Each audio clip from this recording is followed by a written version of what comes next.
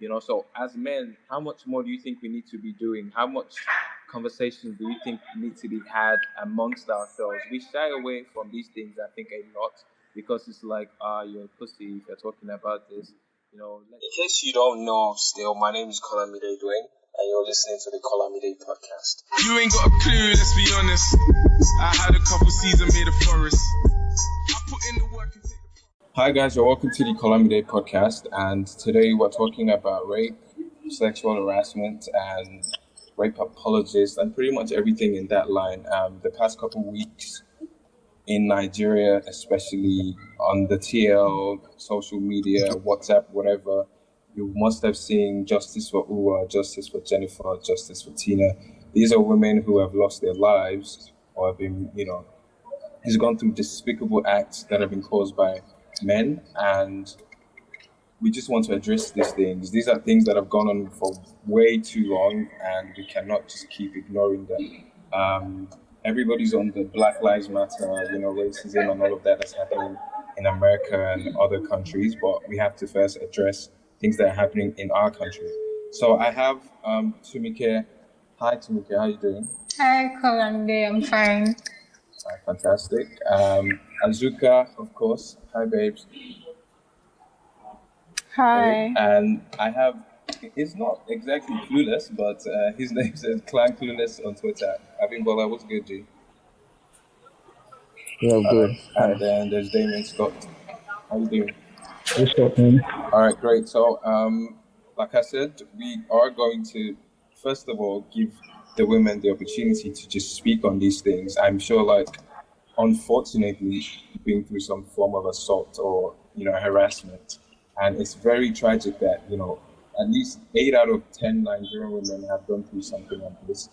It's really disgusting that we have to allow this to continue happening in our society. So that's why we're doing this. So I'm going to ask Azuka first. Individually, as women and men, what are steps that you think we can take now to pretty much slowly eradicate? I know it's not something that will go away today, tomorrow, or even next year, but what are steps that you think we can take to slowly eradicate the rape culture in Nigeria? Okay, so honestly, with the way Nigeria is set up, not even Nigeria, basically the whole world, it's a system really, because it's been around for as long as power has been around. It's more of the power play than the sexual pleasure that's rape. And I think, well, definitely education comes in a lot, because a lot of boys are taught that they're raised to believe that women exist to please them, and girls likewise, because how many girls can actually testify that when they were growing up, you hear statements like, is that how you're going to do things in your husband's house? Is that how men are going to come to marry you? It's like everything you're doing is pointing towards pleasing a man. And so when your mind is set up like that, you grow up thinking you really can't do anything or can't be anything if the pleasure of a man is not involved. So when men grow up mindset, it gives them a certain power, it gives them a certain outlook on women generally, and you just think whatever happens, she's a woman, so ultimately, and I'm better in society, quote and unquote. So having to remove that systemic thinking is going to be very hard, because it's gone on for ages. But I guess one step at a time. Also teaching consent. There's really nothing complicated about consent, if you ask me. It's basic thinking, right? It's a yes or a no. It's a there might be a yes, but she's not thinking straight, like maybe under the influence or whatever. It's not so hard for you to restrain yourself till the person is sober. So when you see people saying, oh, she said yes, but like she was under the influence, you have an advantage there, which is what sexual harassment and rape is all about. So if you have the upper hand because you're sober and she's not, then really I can't classify that on that consent. So teaching of consent and to remove the mindset that look, most men think that, now that people are being called out for their sexual harassment or for raping people. And then I've been seeing comments from guys that, oh, thank God I'm not a rapist, or thank God I've never done that to anyone.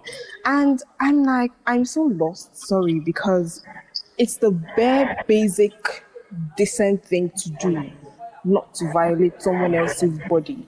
So when did we start praising people who actually... It's not exactly something to be happy about, right?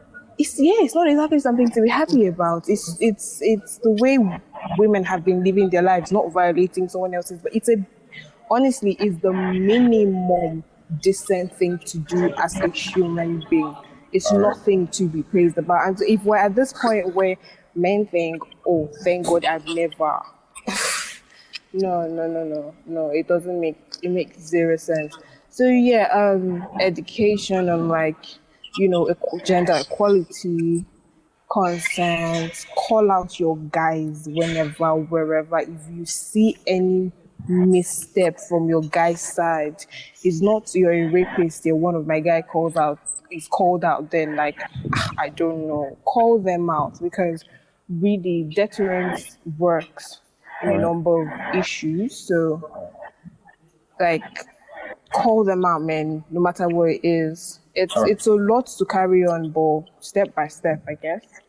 All right, fantastic. So I'm going to move on to Tunmike now. And like I said earlier, it's very tragic that we have, well, maybe not like the most accurate stats, but yeah, roughly 8 out of 10 Nigerian women have gone through these things. So as a woman yourself, how do you think women should process this? This is something that's not easy to even talk about, but then there's more women these days coming out to talk about it, right? So I know, like I said, it's not the easiest thing to do, but do you suggest people just keep quiet, wait till someone calls out somebody, or wait till like rape is trending, or just, go out there and be courageous and do it?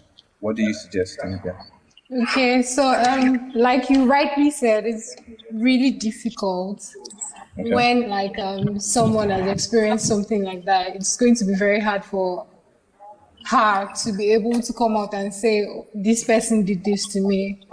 And that's just because of the society. That's just because of like the way things have always played out when things like that have happened in the past. Because like a girl can come out and say, oh, I was raped by this person, and then people are asking for proof. And they're saying, oh, what were you wearing? What were you doing at his house at this particular time? And all that. Missing the actual point that she was actually raped. So because most times in situations like this, the victims are actually like victimized. Like, they're not victimized. They're like castigated, more like that, for being victims. Makes it really hard for them to come out. So I think, in as much as I want to say, oh, like if it had happened to you, it's better for you to speak out before it's too late. At the end of the day, you should do it when you feel like it's right. When you feel like, okay, I feel like I've been able to process all what happened in my mind, and I feel like I want to share it with someone. You shouldn't do it. Okay, well, yes, I get that. They say, okay, the earlier you speak up, the better. Maybe like, so it makes justice easier, like you getting justice easier. But at the same time, it makes easier. What? Investigating it. It makes investigating easier. Yes, exactly. But at the same time, we've seen people come up after like this thing happened and everybody was like, you two, why did you go to his house? Or why were you wearing something short? Or is it because you guys were together and then he broke up with you? That's why you're speaking out and all that. And they never really get this justice, irrespective of the time. So at the end of the day, I feel like it's when they're ready to speak out that they should. Okay. I totally agree with that too. Sometimes I see people on the timeline saying, "How come you didn't speak about this till like 2 years after or 5 years after?" And these are just people processing pain or just disgust, and it's really not up to anyone. Now I'm going to move quickly to the guys. Yeah, I'm going to ask Abimbola first. Yeah? As a guy, I saw that you put out a video just teaching basic content to men, and then the whole idea of what she's wearing, if she tempted you, which is like a lot of the time the excuse we hear from these men who are into these things. Now, just as a guy, right? You are in a compromising situation. Yes, fair enough. You maybe invited her over, or you guys have gone out, had a nice time at a party, whatever. How do you hold yourself back? Because I think a lot of the time, what people do not understand is you're responsible for your self-control. So we have to, maybe re-explain to men, which is crazy that they don't already know, but just re-explain to men how to have self-control. In your case, what do you do when you're in a compromising situation with a woman? Okay, thank you. I'll start with something happened this morning. I put out a series of tweets this morning concerning rape because I had a conversation with a younger boy. It's like a brother to me anyway. So I asked him. I said, "Okay, this is a safe place, right? So I want you to just like talk to me. What are your reservations concerning the opinions regarding rape these days? I mean, people say, oh, these are the things that cause rape, and you follow me, you hear what I say. But let me hear what you think genuinely, so that I can help you understand if there's anything, So he said, okay, well, if it were online, you probably wouldn't have heard much. But he said there are two things. He mentioned two things. He said, number one is that a lot of people do not really understand what rape is, until we started making a lot of more noise recently. Most guys didn't know that, according to him, most guys didn't know that what they were doing was, borderline rape or just rape itself, because they just felt, it was normalized. It was just normal, basic gist. So, the second thing he said was something about indecent dressing. So I'm going to address this later on, but let me just start with I had to explain something to him. I asked him to define rape for me to make it easier, and he said forceful something. I said, see, just did it. The thing with the idea that rape has to be forceful is very misleading. I said rape is basically just going further even when you've been told no. When someone has declared disinterest, they are not interested, and you decide to push further. I said at that point you're already in the act. You get. And he said, wow, he was surprised because he thought rape was always violent as portrayed by the media, Nollywood and all of that. So we need to just like, the first thing to realize is that rape is not, it doesn't have to be forceful, doesn't have to be violent, doesn't have to be aggressive. It's just know that when somebody has declared their disinterest in something, something of a sexual nature, and you push further, disregarding their stance on it, at that point you're already a rapist. Now, the major thing I think we need to do is teach people what rape is, one. Number two, teach them what consent is. Now, I said something, one of the tweets I put out today, I was like, I think rape has to, I think it was the first speaker said something about rape being something like a power tool. And I really agree to that, because the tweet I put out earlier today was saying something like, I consider rape a power tool, because I know rape is about power, because I know that if this rapist were to they realize that they cannot overpower their victims, they never would consider it because they know they will be beaten senseless. So I really think that power, it's like a power play. Everybody wants to. I mean, the rapists, the people that participate in this evil act, do so because they're exercising some form of power. They know that they can get away with. Okay, so like I said, the most important thing is educating people. I think there's so much miseducation and misinformation out there. And it all boils down to the system in which we were raised. The system and the society, like I think the last person said, everything is so, messed up. It's so, like, there's no proper information. Here's the thing, Nigerians are very prudish. We act very, when it comes to sex is a taboo. It is an abomination. And like a joke I always say, sex is an abomination to speak. You cannot even have those conversations with your parents at home sometimes. You cannot watch sex scenes on movies with your adult parents, even as an adult. But yet we are the most populous country in Africa. So who are we kidding? Why are we lying to ourselves? You understand? So we lie to ourselves. So the thing is, just like the last person said, even when people are raped, they cannot have that conversation because there's no platform for it at all. We do not talk about sex, let alone illegal sex. It is not done. It is a taboo. So I think the society has a whole lot. We need to. I mean, okay, look at. Let me quickly chip in an experience I had. A friend of mine called, report a rape case to me. Something had happened to her, and I felt really bad, And we decided to pursue the case.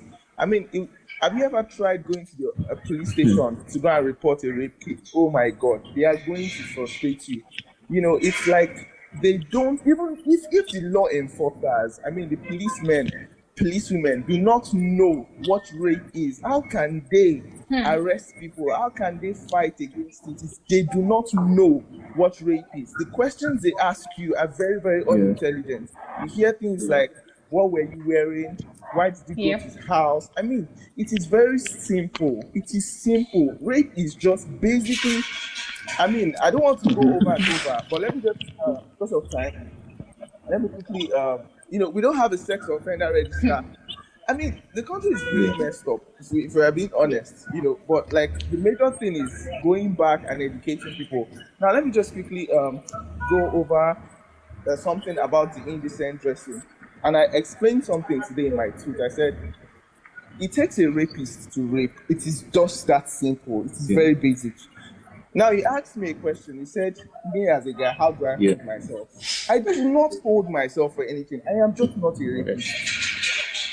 For now, okay, the guy I was talking to and educating this morning, I told him, I said, okay, you said indecent dressing. Now, let me ask you a question. If somebody indecently dressed walks into this room, right, and we are, according to your vocabulary, indecently dressed, she walks into this room, are you going to rape her? He said, no. I said, why? He said, he was confused. He said, what do you mean, why? I said, yes, why? Because it's an option, right? You've made it an option. You've made it an excuse. He said he can't because it's not in him. I said that is the perfect thing. I said, so you realize that the responsibility to not rape is on you, not on the person. He said yes. I said, so basically what you're saying is it does not matter what this person wears into the house, you are not going to rape. And then he said yes. I said, then you are basically telling me that it is not the dress that is the problem. It is you, your mindset.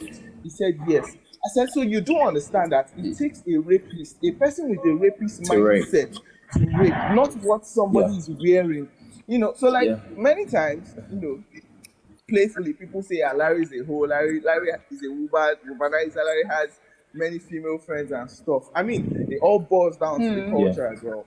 A Nigerian male cannot have female friends without people thinking something, going down because it is expected. Do you understand? It is, even if you don't It's almost slapped on you. People assume on your behalf. All right. You understand? So the thing is, as a person, as a guy like me, when I have female friends over, I mean, it is only normal because I do not have the mindset that I need to have access to this person's body. because it's that mindset is not there. So I don't even have to hold myself back. I do not need to deal with it. Now, some people will say, yeah, temptation and all of that. I always say, if you Nigerians like to use this analogy of where you have an open vault, that yes, we know that rapists should not rape, but women should still be careful. And I say something: if you have an open vault that is unguarded, it takes a thief to walk into that vault to take something out. If you are not a thief, you will not attempt it at all. So it is not about being tempted, basically. It is about your mindset. If you ask yourself, I mean, people have their mothers. I mean, we are Nigerians, yeah. So our mothers tie wrappers at home. You know, that would literally fall under indecent dressing based on what people say. Have you ever thought of raping your mother? No. You have not thought of assaulting your mother. So why does it feel good to do that? I mean, why does it feel accessible, permissible? All right. To do that. Thank you. Thank you very much. That was very powerful. And I just, because of time, I want to move quickly to Damien to address another very interesting topic on the men's side. So a lot of things I've learned recently on Twitter is just men, some men at least, coming on to speak about these issues, how they're disgusting and whatnot, but how much are we doing in our personal lives to curb, the spread of the culture, to reduce the amount of assault cases, harassment cases we see? How much more do we need to do as men? How well are you talking to your friends about it? Are you just, okay, it's my friend, I'm not gonna slander him, or like in real life? So I'll give a quick example. Yesterday, a friend of mine, we were hanging out, and he was talking to some girl that I'm sure isn't older than 16. I felt very disgusted because at first when he made just a comment towards her, I thought he was kidding. And even in that moment, I was disgusted. But then he did it again, and I said, yo, I'm going to speak on this. He's my friend, we're guys, but this is not cool. There's nothing about this that's fine at all. So as men, how much more do you think we need to be doing? How much conversations do you think need to be had amongst ourselves? We shy away from these things, I think, a lot, because it's like, you're a pussy if you're talking about this. Let the girls do it. Whatever. I'm not a rapist, I didn't do anything. But it's not enough to not just be a rapist. It's not enough to not have been called out. What are you doing to stop it from happening again? All right, quickly. Another thing that I think we need to discuss is for police. So we all agree that rapists should be punished, right? I mean, I see because of maybe the rage, the anger, which is very understandable. People say all sorts of things, right? Rapists should be hanged, they should be killed, castrated, whatever. I agree that rapists should be punished, but what do we think a deserving punishment is for a rapist? So I'm going to speak to Tunmike first. In a case where a person has been convicted of rape or just assaulted, what are deserving punishments you think they should go through? Okay, so first of all, because of how we see rape in Nigeria itself, it's going to be really hard to get drastic punishments compared to other countries and the punishments they have for rape.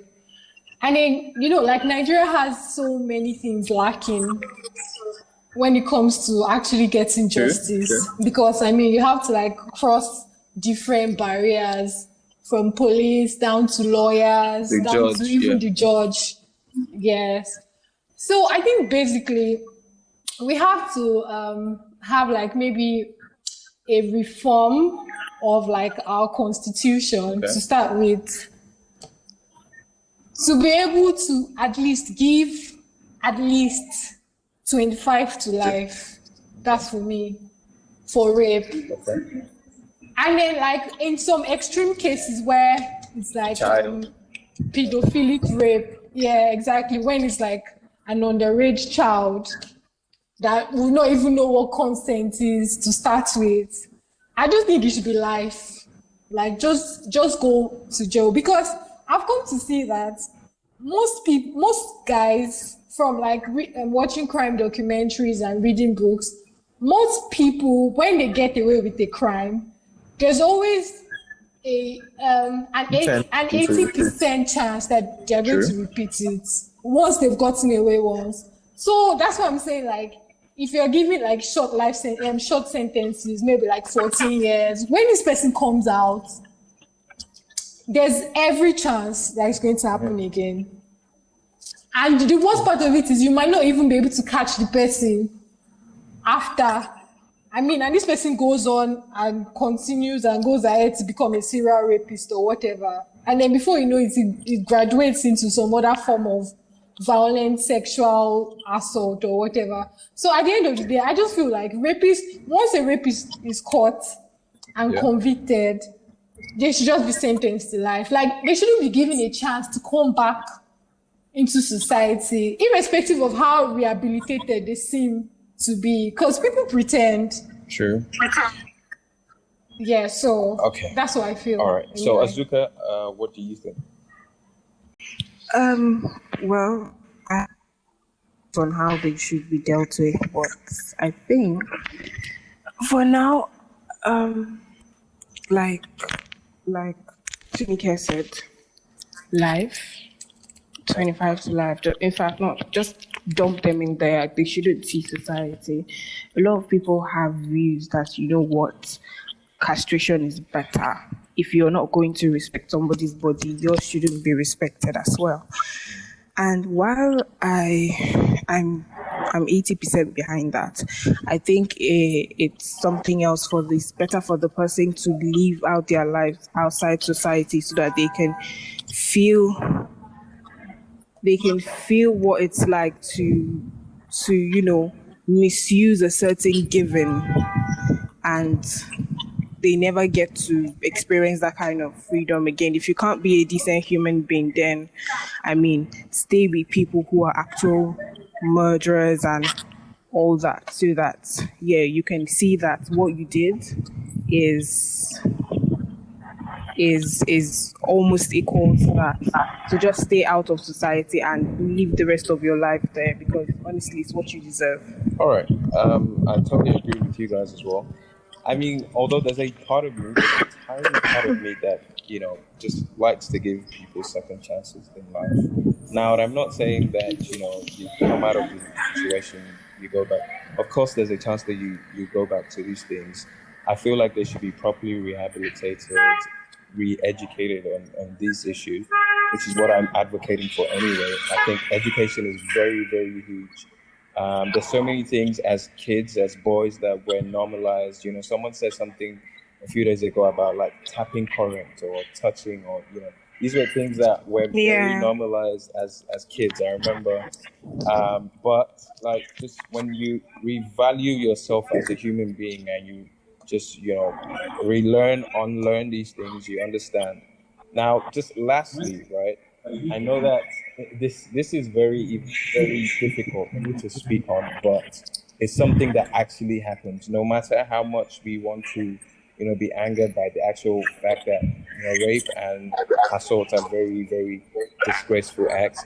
False accusations as well are things that are happening and are destroying people's lives. Men have been, unjustly imprisoned just because somebody was angry at them, or a case of mistaken identity, and because, like I said, rape is very severe and everyone wants to catch a rapist, everyone wants to, out a rapist, we very often just neglect the fact that they could be innocent. When someone just comes in line and says, this person, did this, I think a bit of research should be done, but just on the case of false accusations, I'm going to speak to the women first, and then the guys are going to talk as well.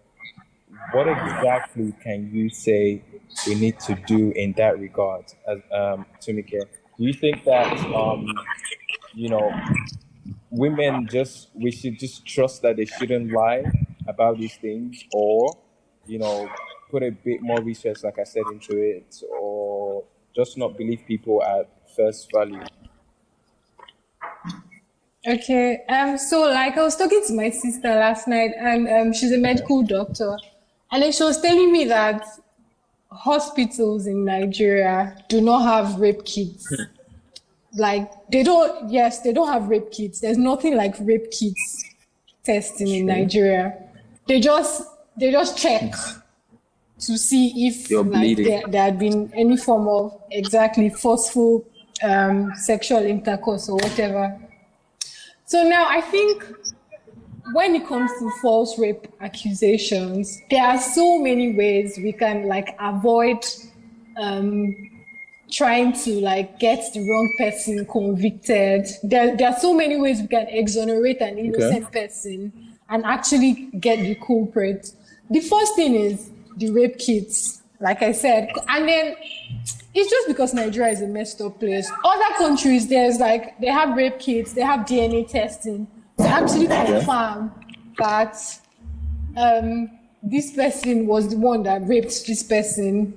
But because we've not gotten there as a country, I just think maybe because I know some NGOs that have come to fight against rape and all those things, and they actually do their due diligence in trying to actually catch who the person is. So I think there should be more more platforms like that, where when someone comes out, they can actually carry out due diligence in investigating and not just taking the word of the person who was raped. But there are some cases also where it goes without saying. You just know, every single evidence points to this person. Exactly. Do you get? I mean, there's been people who have looked guilty but were innocent, and there's people who have looked innocent that are guilty. But I get what you mean. Go on. Yes. Okay. In some cases, some people actually, some of these rapists actually admit to raping. Yes. In situations like that, no-brainer. Of course, it goes without saying. Yes, it's a no-brainer. But then in situations where the girl is denying, whoever was accused of rape is denying that, they did this, they did that, then of course due diligence. But at the same time, there are how do I put it? There are some people that intentionally accuse. Yes, that intentionally accuse, maybe to get back at whoever it is or someone. Yeah. So in situations whereby proper investigation has been carried out and they find out that this person was lying, the same thing you're doing to the rapist is what you should do to the false accuser. So life in prison. Yes. Okay, I've never heard that before. Yes, actually. Azuka, do you agree with that? I know it's quite. Let her be done talking. I'll tell you why I said so. It's quite drastic, and I've seen situations whereby in other countries, I think I read of a rape case in the US where a white girl accused a black guy of raping her when they were in college or something, and then they went ahead to kill this guy. The guy was on death row for several years. She still did not come up to say, "Oh, he didn't rape me, I was just lying." And then after this guy died, maybe 5 years after they already put him to death, she comes out to say, "Oh, she made a mistake, she was lying, he wasn't the one." And I'm like, they already killed him. Do you get what I'm trying to say? So in situations where drastic measures have been taken, even in Nigeria, some girls will accuse people of rape and jungle justice. People don't even want to know if it's true or not. They're already throwing tire on his neck and Okay. Azuka, what are your thoughts? Accuser, to be honest. That's what I think. Right. All right. Okay, so I'll just go to Larry. What do you think false rape accusers should get? Okay. Before I talk about falsehood, can I just buttress something Tunmike addressed earlier?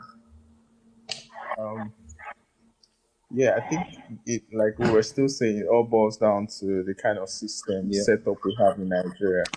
Law enforcement, the people in power, the people governing, they really do not know they do not even consider rape a crime, a grievous crime. It's just, one of those things where you just go away and say no more. Don't do this again. That's basically how most of them take it, because they think sex is so pleasurable. Sometimes you don't know how to stop or to, tell yourself to stop. Okay. If let me just go quickly chip this in. If someone is raped, the first thing to do, from the experience I've had, talking to survivors and following survivors in trying to just get stuff done, the first thing to do after a rape incident is to immediately go to a government hospital. Or would you even be attended to? I don't. Yes, it depends. We have family health hospitals, because if you go to private hospitals and you go to the police station, they don't really take those things seriously. I really don't know if it is legal or if that is what the Constitution says, but I know they take government these things more seriously. So you're supposed to go to the lab, get a swab test or something. I've forgotten what they call it basically. So they can gather the remains, semen, DNA of whoever was in there, and unfortunately, there really isn't much we can do with it in Nigeria, because we don't really have a database. Yeah, but if you have somebody in mind that you're accusing, you can always bring that person in for questioning, and then a DNA test can be cross-matched. So you stand a better chance. So that's the first thing you should do. I know it's not going to be easy, but it's the first thing you should do. Now, going to false rape claims, I think it's a very dicey situation as well, because even if you didn't rape someone, you could have had consensual sex with someone, and if you decided to follow the same step I've given, your DNA is in them, right? That's enough to crucify you. Exactly. It's enough to nail you. So I think it can be very dicey. I just think, well, when it comes to false rape accusers, we're still talking about false rape accusers, right? I think it's also kind of intimidating-ish. Let me play devil's advocate here. It can be very intimidating because we know that most people, like I pointed out earlier, rape is a power tool, it's a tool of power. Yeah? Most people that commit rape, that are rapists, have power, not just physical strength. They're in positions either enabled by their gender, privilege, or background, or whatever. So their word against the victims is always, held in higher esteem or regard. So if people, if there were say a 5-10 year sentence that was, enacted into law that was okay, for rape accusers, false rape accusers, I think whoever is truly guilty can always invoke that, considering how powerful they are. The actual victims, the person accusing, even if it is right or wrong. So I think it's a very dicey subject. But I think the funny thing is, I think we have very competent hands in the Nigerian force. I'm not going to even, let's not deceive ourselves. We really do have some competent hands. We have some, but it's just unfortunate that they are only disposed to very, very few issues that are not for the common man. Because when the police is really, really interested in solving a case, they really know how to go about it. All right. Do you understand? So I think when it comes to false rape accusers, I think it can be a very dicey subject. I wouldn't say, okay, there should be a number of years given to them, because if that is the case, people will use that to exploit people that are actually coming forward to speak. And at the same time, I don't want to be in that situation as well. And if someone were to lie against me, tag me a rapist, I would really want them to suffer as well. So I think at that point, it's just a feeling of It boils down to emotion and Okay. sentiment. All right. I Yeah. I think I agree with that too. I just think that, like you said, the entire sentence for divorce rape accusers can be weaponized, and it scares people who really want to come out to speak, knowing that, you could actually go to jail, even if you're telling the truth, just because there's a law. Like you Yeah. said, it's a very dicey situation. It's unfortunate. Now, probably like the most minute cases we have, but men can be raped too. And I want people to understand that, just because we're talking about this full circle, eventually it doesn't get talked about enough. This topic is something that can go on for days, right? But men can also be raped as well. And I know like it's not really the major thing that happens because usually it's the reverse, but men can be raped as well. Now, in a case where you're either raped by the same gender or even raped by the female gender, first of all, it's tough. It's tough for a woman to speak up about rape. But I don't know if it's tougher for a man, but I would say it's equally as tough, especially considering, just the stigma that comes with it. People start to see you as, weak, less of a man, or just like a pussy, I guess. So in a case where a man is raped, I want to ask, but yeah, what do you think they should do? Damien, can you hear me? Yeah, can you hear me? All right, great. So in a case where a man is raped, right, what do you think he should do? What do I think he should do? The exact same sort of advice we would give any victim of rape to report it. Of course, it's difficult. It's difficult from a guy's point of view because unlike a girl, on the girl side, kind of as a man, kind of that whole stigma of like a man is supposed to enjoy sex and supposed to be completely engulfed with sexuality and masculinity. So a man saying he was raped goes against that image, Okay. of like he's in control, he's the one who took the, who basically initiated the act. So that sort of thing. So it's difficult for men in that like that's why I would say maybe it's just as difficult for a guy and a girl to say, but I think it's harder for a guy to be heard, kind of to understand it from a guy's point of view, because again the power dynamic is usually seen as like the male has a power dynamic in situation, right? Yeah. So like it has the upper hand in terms of that power dynamic. So it's just as difficult. It's probably harder to be understood, I think, as a guy to say it. And I also feel like with guys, obviously I don't have any stats to prove this, but probably with guys it happens at a younger age, right? Sure. Like mostly at a much younger age. So by the time he gets to the age where he's actually learning about masculinity and being macho and you're strong and you're not supposed to say anything, then he now has a huge block that's basically used to block all those memories. Yeah, right? which is usually the case. Basically block, exactly. So just block out all those memories. Because at the point in his life, he learns, what, all that stuff happened. I can't really speak about it because it means I'm not a man anymore, right? So yeah, that's what I'm asking. Do you think they should just block out these memories and never speak about them again, or read through, no matter how hurtful they might seem, and just bring it back up? Because a lot of women, years after, they're still talking about it, and of course, it's totally fine.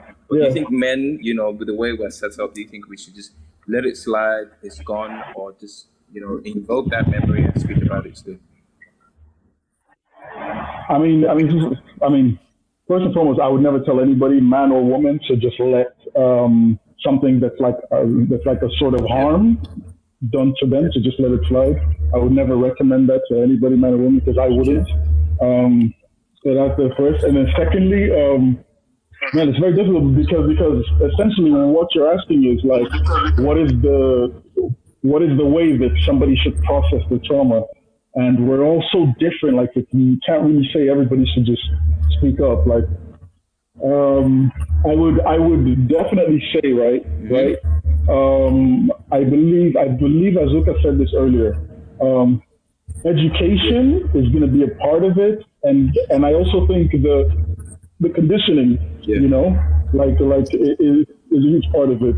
If we can start like kind of impacting on younger, like it's generation of men, like listen, it's okay to not be macho, you know what I mean, all the time. It's okay to have vulnerabilities. It's okay to have weaknesses, you know what I mean? It's normal to have weaknesses. There's no need to, kind of if we start educating that, I think that will then impact, of course, on how they look at those things and how they're able to maybe 10 years after the fact not feel like, oh, I'm less of a man, so I'm just going to keep it quiet and not going to say anything. So I do think, I definitely think a big solution is education. So like more open education as well. So actually speaking about sex, speaking about sex is it's a huge thing. It's very hush hush here. Yeah. In Nigeria, it's very, very hush hush. Anything about sex, but opening up about sex will open up that education about things like consent, sexuality, sexual attraction. What does it mean to be? You know what I mean? Like, all right. I agree with that. I guess like in the end, we can all agree that speaking about these things from a very younger age, because like I think it was Tamika that said earlier, or Azuka, like this. Oh no, actually it was Larry. Sex isn't something that's talked about even, let alone like illegal sex, sexual attraction, sexuality, and all of that. It's so like hush here. Like it's crazy. It's crazy. So the more we speak about it, the more we educate, kids about it at the ages where we're still very pure, we're still very young. That's when these conversations need to be had. So because of time, we're just gonna, yeah. Can I say something? Okay. I think it all boils down to, I guess, where boys, where we grow up, our realities are often different. I think boys do talk about their issues, but I think they boast about it. They don't talk about it in the form of conditioning. It's conditioning. Like we are like basically schooled that we are supposed to enjoy it. We're supposed to enjoy it. Exactly.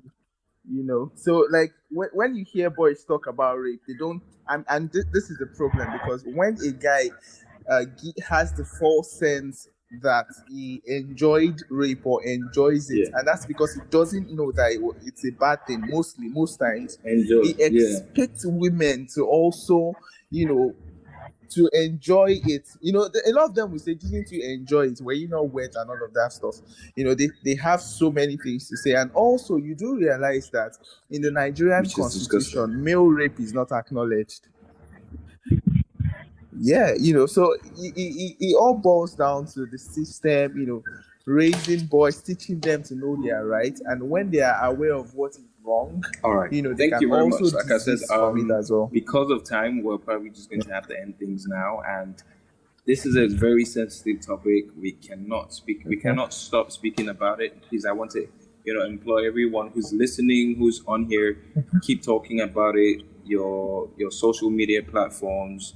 In person, even. I asked Damien earlier, I don't know, because of the network, I think more guys should call out their friends, their fathers, their uncles, on these things. Yeah, don't just think, oh, I'm going to lose cool points. If I talk about this, my guys, I don't care who you are, I don't care what you do, I'm going to speak about it if I see you do it. So I want to appreciate everybody for coming on here. We definitely are going to continue this conversation some other time. But just for now. Yes. Just for now. It's important to keep talking about it, so it's not just the hot topic at the moment, the trend, because it's a thing, it's an actual thing. It's an actual crisis. And yes, I also want to say it's not only when it becomes like a trend or when it's trending that I think people should speak about it. It's something that should be exactly.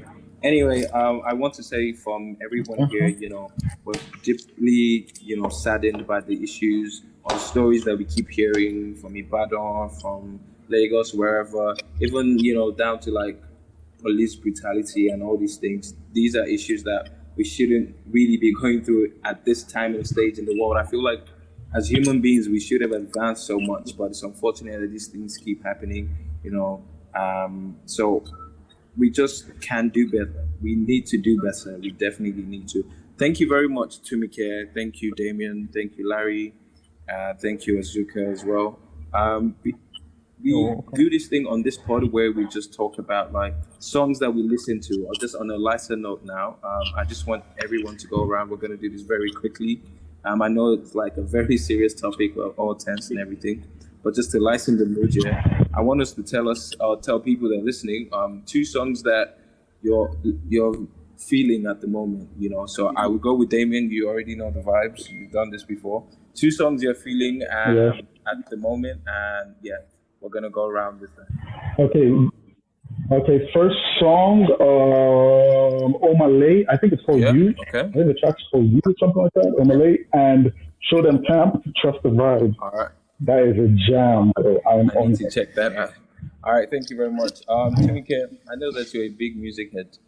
What songs are you feeling right now? Okay, so currently, Miracles by Maverick City Music. Okay. The Nigerian. It's gospel anyway. No, I don't think so. Yeah, and then I think Modern Loneliness by Love. So any song that we might know? None? No? I don't think so. All right. Larry, what's good, Maji? What songs are you feeling? Right now, I would say, Nicole has always been my favorite Nigerian artist. So yeah, again, I'm feeling the Yes, that's it. That's MJ by Bad Boy 2. I love that song. All right, for me, this song I think came out a couple of days ago. It's Skibby and Ricardo Banks, and I think every time they get on a song together, they just do a madness. This song is called Banger. Absolutely love it. And there's another song by probably the best band in Africa, in my opinion, Salty Soul. It's off their new album, Midnight Train. It's called Feel My Love. And I feel like, we all need to love ourselves, regardless of what you've been through, regardless of what you see in the news. Sometimes you need to take a break, it's all madness. But yeah, anyway, thank you guys. Thank you very much for listening to the Column podcast. Thank you everyone that's come on.